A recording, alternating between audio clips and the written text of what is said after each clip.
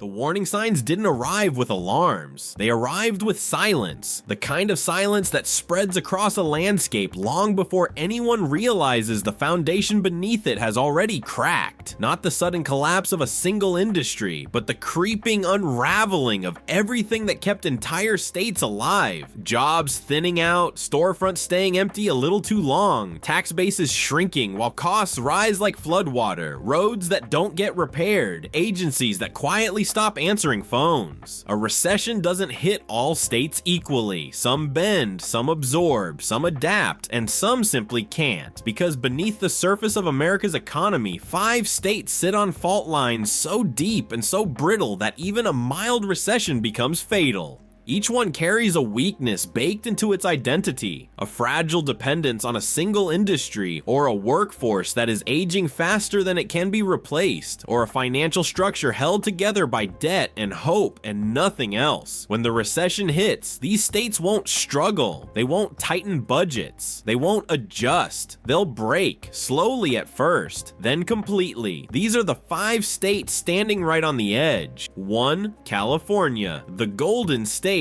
with a rusting core. California's collapse won't look like a single event. It won't arrive with headlines or political speeches or Wall Street forecasts. It will arrive the way decay always does, quietly, spreading underneath the surface while everyone stares at the shine on top. The beaches still look perfect, the palm trees still line the highways, the skyline still glitters at night, but the engine that powered the Golden State for a century is grinding itself to dust, piece by piece, and the recession will only expose what was already breaking. California's weakness isn't hidden, it's ignored. A state that built its identity on infinite growth now finds itself trapped inside an economy that has run out of room, out of money, and out of people willing to carry the weight, because beneath the glow, California is hollowing out. The middle class fled first. It looked like a migration trend. Families leaving Los Angeles, Bay Area, workers packing their cars, retirees slipping out quietly. But it was something deeper. It was the slow evacuation of the economic backbone, the people who kept the tax base alive, who filled the schools, who bought homes, who kept communities stable. They weren't leaving for adventure. They were leaving because California priced them out, drained them dry, and pushed them to the edge long before the recession arrived. The tech sector, once the state's unbreakable spine, turned brittle. The layoffs trickled in like raindrops at first. A few hundred here, a few thousand there. But those raindrops became a storm. And when tech slows down, California doesn't just wobble, it suffocates. Entire cities revolve around that industry. Entire counties are funded by it. Entire budgets depend on its tax revenue. The recession won't simply dent the tech world. It will expose how deeply California tied itself to a single pillar and pretended it was a foundation. The cost of living, already impossible, becomes lethal during contraction. When inflation pulls a family down, other states bruise. California breaks them. Rents that were barely manageable in good times become unpayable in bad ones. Grocery bills that already crushed budgets become eviction notices waiting to happen. Gas prices turn commutes into punishments. Insurance premiums swallow savings whole. The recession won't introduce those problems. It will amplify them until even stable families buckle. Then there's the debt. The quiet monster that California politicians pretend doesn't exist. Billions in obligations, pensions that rely on a stock market that cannot fall, programs funded by revenue that collapses the moment unemployment rises. California's government survives on the assumption that tomorrow will always be richer than today. A recession destroys that illusion in seconds. Businesses leave, workers leave, wealth leave. And the tax base, the fragile scaffolding holding up the entire structure, collapses with them. What's left is a state still pretending it's prosperous while its infrastructure decays, its services thin out, and its budgets shrink into shadows of what they once were. Cities that once boomed will feel like abandoned shells. Coastal glamour won't hide inland poverty. Skyscrapers won't mask local layoffs. Headlines will talk about temporary setbacks, but the damage will be permanent. California won't survive the recession because it entered the downturn already exhausted, a state that burned through its margin for error long ago, coasting on reputation, image, and nostalgia. The recession is simply the moment when the shine wears off and the rust underneath becomes impossible to ignore. 2. Illinois, a state drowning in promises it can't keep. Illinois doesn't fall apart all at once. It crumbles slowly under the weight of decades of decisions that were never sustainable, never affordable, never meant to survive a financial storm. The recession won't break Illinois. It will simply reveal the breakage that was already there, buried under layers of debt, obligations, and aging institutions barely held together by shrinking tax revenues. What's happening in Illinois isn't a downturn, it's a reckoning. The state's economy is built on promises. Pensions promised to public workers, benefits promised to retirees, debt promised to bondholders, growth promised to future generations. For decades, politicians paid for today by borrowing from tomorrow, assuming the economy would always expand, the tax base would always grow, and residents would always stay. But tomorrow has arrived and the bill is due. Illinois sits on one of the largest pension liabilities in the United States. Not a number that can be fixed with a budget cut, not something that can be patched with federal aid. It's a structural sinkhole swallowing the state from underneath. Every year, a larger share of Illinois' revenue is diverted into pension funds, not to strengthen them, but to keep them from collapsing entirely. Money that should go to schools, infrastructure, hospitals, and public safety is instead funneled into obligations made decades ago, to people who long ago retired, backed by funds that long ago ran dry.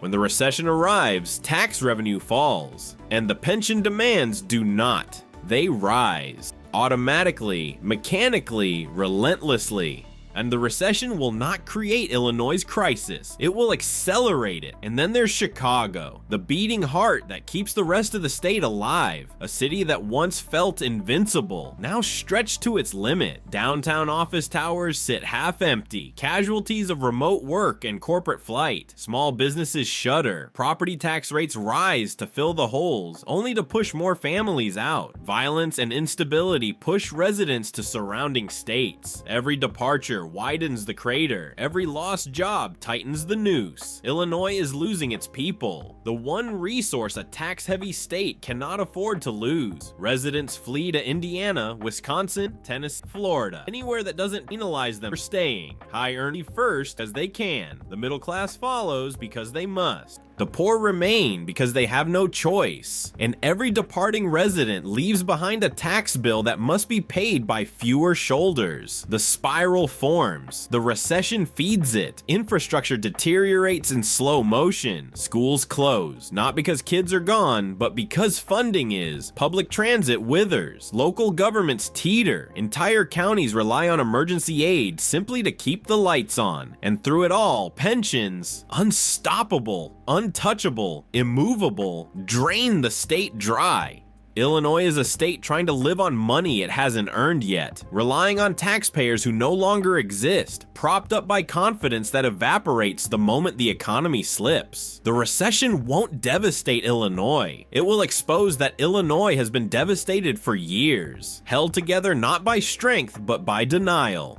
A state drowning in promises it can't keep, hoping no one notices how deep the water is. And next comes a state facing a different kind of collapse, one tied not to financial obligations, but to the land itself. 3. Louisiana, the energy empire built on sinking ground. Louisiana's collapse won't be measured in stock charts or budget reports. It will be measured in water lines, in disappearing coastlines, in industries built on ground that is quite literally sinking beneath them. Some states fall because their economies fail. Louisiana will fall because the land itself can no longer hold the weight of the economy resting on it. For decades, Louisiana lived on a delicate balance, a state propped up by oil money, chemical refineries, and a coastline that fed both industry and identity, but nothing about that balance was stable. Everything depended on the assumption that the oil economy would remain strong, that the coast would remain intact, and that the population would remain rooted. All three assumptions were wrong. Even before the recession, the cracks were visible. Entire towns hollowed out, jobs disappearing without fanfare, young workers packing up and heading inland, then out of state entirely, neighborhoods sinking an inch at a time, wetlands that once served as the state's natural armor dissolving into open ocean. Every year, Louisiana loses more land, vanishing into the Gulf as if being erased. Oil was supposed to keep the state alive, but dependence became a weakness. When global markets shift, Louisiana suffers first. When investment dries up, refineries go silent. When prices fall, workers vanish overnight. And when a recession hits, when demand contracts across the world, Louisiana doesn't dip or shake, it buckles. The jobs disappear, the revenue evaporates, and the ripple spreads across every parish, every town, every family that depended on an industry whose golden age is now decades behind it. But the deeper collapse isn't economic, it's geographic. Industries need stability, ports need land, infrastructure needs ground that won't sink beneath it. Businesses need insurance that won't skyrocket with every storm. Residents need neighborhoods that won't flood with each passing season. Louisiana can no longer provide any of that. Storms that were once in a lifetime now arrive with predictable regularity. Insurance companies flee the state, leaving homeowners unprotected or priced out. Rebuilding becomes a financial fantasy. Families move, not because they want to, but because the water makes the decision for them, and every departure erodes the tax base, leaving the state chasing fewer dollars to patch bigger holes. The coast is shrinking, the population is shrinking, the economy is shrinking, and the resilience that defined Louisiana for generations is being drained by forces too large to fight. The recession won't create Louisiana's collapse. It will accelerate a decline already in motion. A decline driven by the slow death of the oil economy, the flight of young workers, and a coastline dissolving beneath rising seas and intensifying storms. Nothing in Louisiana collapses suddenly. It collapses gradually, quietly, with each storm season, each refinery closure, each family forced inland, then out. A state built on sediment and industry now finds both slipping away in the same tide. And next comes a state whose entire identity was built on an illusion, a place that built an economy on tourists, gamblers, and wishful thinking. 4. Nevada, the mirage economy with no water left beneath it. Nevada's collapse won't come from a single shock. It will come from the slow, inevitable unraveling of a state built on illusion. Illusions of endless tourists, endless gamblers, endless growth rising from a desert that was never meant to sustain any of it. Nevada has always survived by pretending scarcity wasn't real, that the desert could be ignored. Entertainments don't recession, they shatter. And Nevada is standing in the middle of its own reflection, surrounded by cracks it can no longer hide. The state's economy depends on one fragile truth. People must spend money they don't need to spend. They must travel, they must gamble, they must eat at restaurants, fill hotels, buy show tickets, attend conventions, burn money for the sake of fun or escape or habit. But when a recession arrives, when bills rise, when savings evaporate, when jobs feel uncertain, fun is the first thing America gives up, and Nevada has nothing else to fall back on. Las Vegas will be hit hardest. A city that survives only when the rest of the country is doing well now finds itself perched over a void. Convention bookings thin out, hotel occupancy slips, casino floors grow quieter as the middle-class gambler disappears. It starts slow, fewer weekend trips, fewer bachelor parties, fewer business conferences, and then it accelerates into something darker. Because Nevada doesn't just lose visitors during a recession, it loses its entire tax base. Unlike most states, Nevada has no real safety net, no income tax, no diversified industry, no secondary economy to soften the blow. Everything rests on the fragile shoulders of tourism and gambling, two sectors that collapse instantly the moment fear creeps into the national psyche. But the hidden crisis, the one no one wants to acknowledge, is the water. Lake Mead shrinking year after year, Colorado River allocations tightening, drought conditions becoming permanent fixtures, infrastructure strained to the breaking point. Nevada built an empire in a place nature never intended one to exist. And the recession will expose that imbalance brutally. When tax revenue collapses, the state cannot invest in water infrastructure. When incomes fall, residents can't absorb rising utility bills. When cities tighten budgets, maintenance fails, pipelines age, reservoirs run low, energy costs spike, and the heat, the relentless, unforgiving heat, becomes more than an environmental issue. It becomes an economic one, because no business thrives in a city where the temperature hits the 110 for weeks. No worker stays in a state where rent rises while pay falls. No family remains in a place where every summer feels like a warning. And as the recession deepens, Nevada faces a population drain from the inside. Young workers leave first, chasing stability elsewhere. Service jobs evaporate, tips vanish, casinos cut hours, then staff, then entire floors. Hotels darken hallways to save money on cooling half-empty towers. Neighborhoods built during the boom turn into ghost pockets, beautiful on the outside but hollow on the inside. The recession won't destroy Nevada. It will reveal that Nevada was already on borrowed time, relying on water it doesn't have, tourists it can't attract, workers it can't keep, and an economy that evaporates the moment America tightens its belt. Nothing collapses faster than a mirage once the sun shifts, and Nevada is standing at the edge of that moment, watching the shimmer fade into heat and dust and silence. 5. New Jersey, the suburban powerhouse, losing its lifeblood. New Jersey's collapse won't arrive with a dramatic bang. It will arrive the way most slow disasters do, through familiar roads growing emptier, or fronts dark, draining decades depending on. Recession won't topple and expose how for centuries and prosperity, proximity New York, Philadelphia, prosperity else live and paid taxes. The state was built on that flow. An endless workers crossing the tunnel turning every night, booming, offices high stay, slow down, collapse. Remote work didn't just hurt New York City, it gutted New Jersey's economic logic. When workers stopped commuting, the state lost the invisible fuel that powered everything. The trains full of professionals, the packed highways, the tax revenue tied to high-income residents who lived in Jersey only because they needed to be near the city. And once those workers realized they no longer needed to be near anything, they left. Slowly at first, then steadily, then relentlessly. The recession accelerates that exodus. Every resident who leaves takes thousands of dollars in tax revenue with them, and New Jersey cannot afford to lose a single dollar, because beneath the suburban charm and historic neighborhoods lies one of the most financially strained states in the country.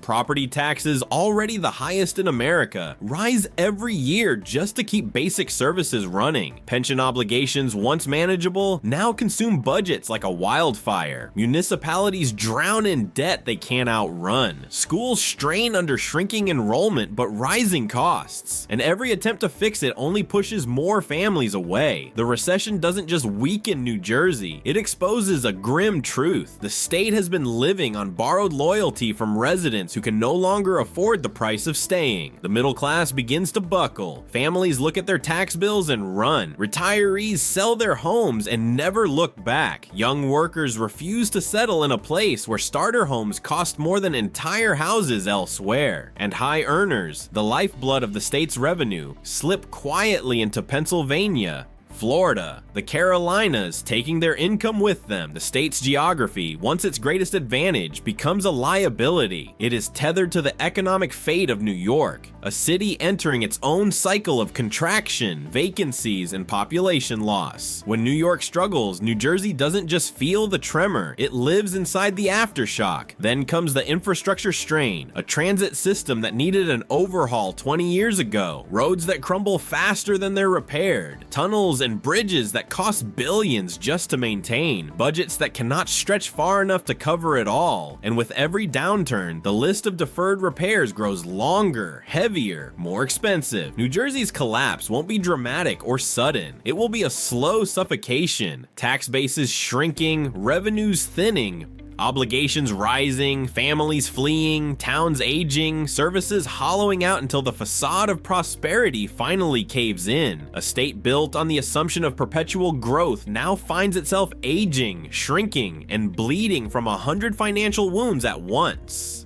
The recession won't break New Jersey. It will reveal that New Jersey was breaking already. A suburban powerhouse losing the very people who once kept it alive. A state watching its lifeblood drain away one moving truck, one closed business, one departing family at a time.